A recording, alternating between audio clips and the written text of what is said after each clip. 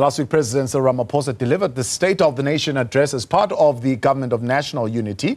Now, this week, members of Parliament are expected to debate the speech. Let's look at what to expect. Joined now by governance analyst, Professor Zwelinzima Ndevu. Prof, good to have you, and thank you very much for your time. The question is always whether the SONA is speaking directly to the working class, the poor, or it is speaking to the interests of capital and those who will benefit, for example, from work being done at ESCOM, work being done on the roads, and work being done within the health sector. What is your take of what could have come out of this particular State of the Nation address? Thank you very much for having me. Good afternoon to you and your listeners. I think one of the main things that we got out of the State of the Nation was that there is certainly stability in governance with the Government of National Unity. There are a number of programs that government intends to deliver this particular quarter. Most importantly, as you've indicated, with these programs' impact on the lives of ordinary people, certainly when the President talked about the issue of focusing on economic growth and ensuring that jobs are created, that will impact on the ordinary man on the street, because those are the people that are struggling to survive in this economy that is not growing. Those are the people that are challenged with lack of job creation, the issue of infrastructure, the issue of water, as I heard in your news that in Tshwane, for example, there are still water challenges. As to whether will these programs translate into projects that would create better life for our people, it's something that we still yet to see. Yes. So I think we are hoping that the implementation of these programs would then impact on the life of the people. Over the medium term, 3%, that's the level of economic growth that the government aims to achieve, to lift and create this virtuous cycle of investment, growth, and jobs. Now, I would have spoken to Dr. Parido Hotla in previous times to say, I mean, if 3% is really what you're aiming for, how many jobs are you really going to create, and are you really going to make any significant difference? It is unfortunate that we have become a country that has set the bar very low. As I agree with my colleague, Dr. Parido Hotla, that we're setting targets that are very low, because we know that previously we have not achieved any targets that we've set for ourselves. And that creates the expectations that are very low, which is good for government and the people that lead government. But for an ordinary man on the street, it might mean very few will be impacted positively by these initiatives. And many of them would remain with the challenges that they currently have. And that is really, unfortunately, this design of planning that does not really want to see us moving from these challenges that we're experiencing to a government that is able to deliver and make the lives of our people much better in a manner or in a speed or in a pace that we want to see. The geopolitics, I mean, I heard the spokesperson of the president says they are able to chew and walk at the same time. So they are able to focus on delivering domestically while they are dealing with the international affairs that they are currently dealing with. Do you think there will be a distraction, as opposed to an extent, to what they are trying to achieve as a government of national unity?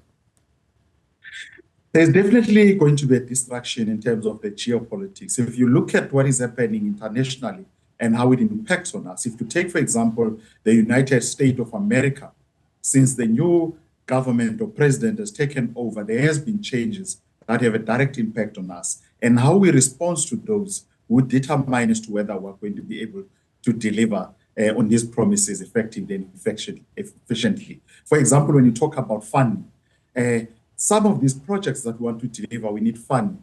We also need to ensure that we sustain the current projects, the current pillars of the economy that are keeping it growing, such as agriculture. So the balancing act would be very important. We would have to chew very hard and deliver at the same time. So that a balancing act would be important. If we don't do that, these changes that are happening in geopolitics might affect us negatively.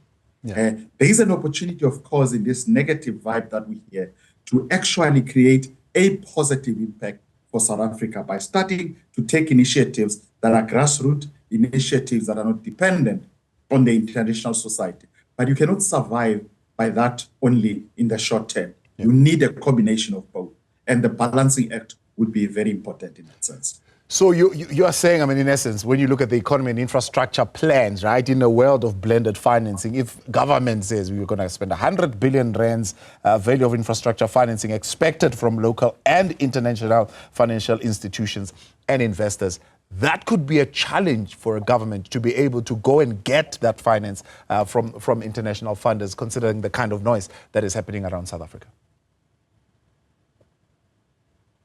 Certainly, priority international and funding of developing countries with all the challenges that we see in Europe being unstable, the US with its own challenges, the Middle East being in a crisis as well, it would mean that priorities would change. And South Africa might not necessarily be a priority in terms of infrastructure development. And we would need to look at elsewhere to fund our developmental infrastructure and building our economy. So that balancing act, that ensuring that we navigate this space carefully without antagonizing anyone in the process would be very important, even our neighboring countries as well. So that would be an important act. Do you get a sense that those, I mean, certainly they've expressed their support for the State of the Nation address, those who are in the GNU. I'm talking here particularly the Democratic Alliance, saying, well, they do support it. They are now calling for urgent implementation. Is that an indication that they are still all in this GNU and certainly are looking forward to implementing this medium-term plan? Many of us were worried when there were issues with the Bella bill, especially the clause that were in contention. We further were worried when we heard that with the New Land Act, there were also issues with them. But immediately after that, there was a medium-term program that was adopted by the GNU, and that gave some hope. And what we have seen in the State of the Nation mainly comes from that medium-term plan that was developed. And that signals a positive side in terms of the GNU.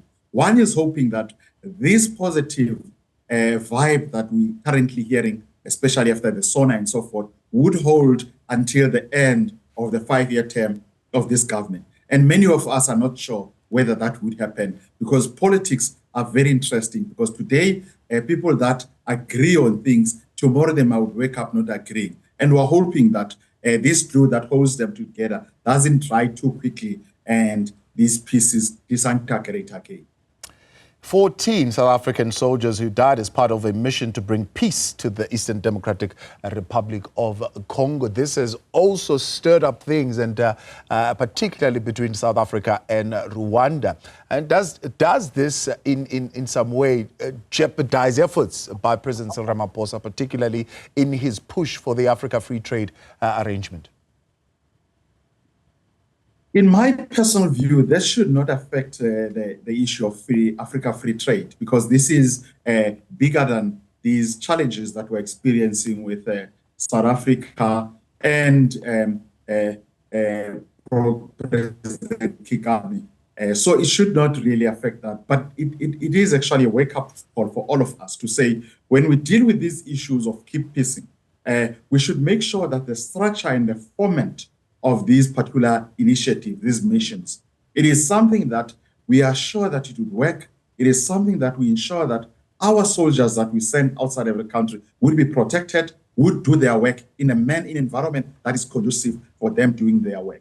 Because we hear that the challenge is not only with these two countries, with Rwanda and South Africa, but it is also with other actors who did not play their role in the mission and therefore exposing South Africa. So when we put the blame, I think we should look broadly as to who are the role players that might have contributed to this situation. How do we avoid similar incidents occurring in the future? I think that's a discussion that we need to deal with. The second part is that we need leaders that are matured. When you have these instances where there are these challenges, don't fuel the fire. Don't make statements that would fuel the fire. Try and resolve these issues as leaders to take your countries and your citizens into confidence in ensuring that whatever might occur that shouldn't have occurred is dealt with in a proper manner. Governance analyst there, Professor Zwelinzima Ndevu. Appreciate your time. Thanks so much for coming on as we preview that sort of debate that certainly will be taking place this week. More news on the way in just a moment. Stay with us.